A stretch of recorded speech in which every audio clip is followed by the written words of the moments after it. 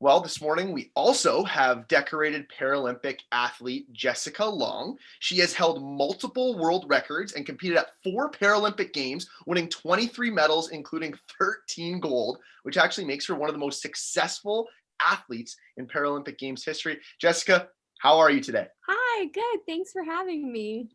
Super excited to have you. Really, when we dig into it, uh, we're going to kind of get right into it today. When you were 18 months old, you had both of your legs amputated below the knee. Now, that's not an excuse to not do some things, as Pastor Todd actually talked about last week, and that's a reason. Like that's a legitimate reason. But growing up, how did you push through the potential excuses every day? Yeah, well, I would say before, I became that Paralympic champion, what a lot of people didn't get to see before, Athens 2004. I was 12 years old when that all happened, but it was the journey in between, right? I was adopted when I was a baby. My legs were amputated at 18 months old.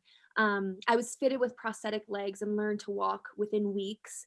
My parents actually canceled the physical therapist appointment because I just was so determined to do everything on my own.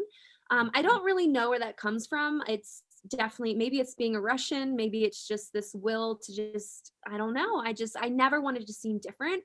But also within those 12 years, there was lots of surgeries and there was still a lot of doubts. I know a lot of people know the success of my story, just the gold medals, the world records.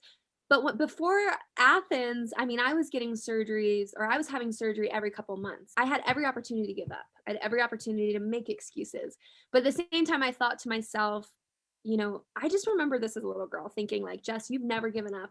You have never, like, you have gone through every tough moment. You're not going to let this surgery be the moment that defines you. So, from an early age, I just decided that quitting wasn't an option, which did lead me to the Paralympics when I was 12 years old. I shocked everyone by making the team. I actually only joined swimming, so I didn't have to wear my legs. Um, really surprised everyone by making the team, and then surprised even myself when I outtouched the world record holder from Israel by a tenth of a second for the gold medal.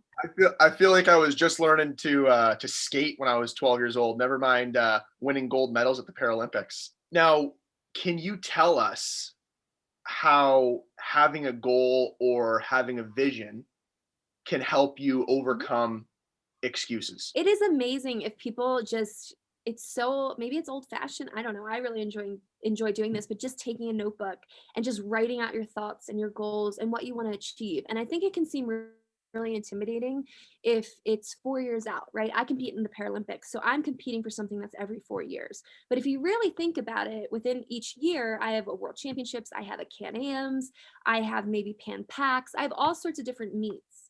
So, kind of what I have always done is I think it's really important to break down your goals, right? You obviously want that end result, that big goal, but it also takes time and you have to be consistent. And writing those goals down and little milestones that you want to compete, write short term goals to get you to that long term goal, I think it's so surprising how great it is just to see it. It could be something like drinking enough water throughout the day, like just small little goals that make big improvements. Well, Jessica, let me say that your story is one that has inspired a lot of us, and as always, we just appreciate you taking time out of your busy schedule. We know you're in quarantine right now at the Olympic facilities, but thanks for doing this, and thanks for stepping out and being transparent with us today.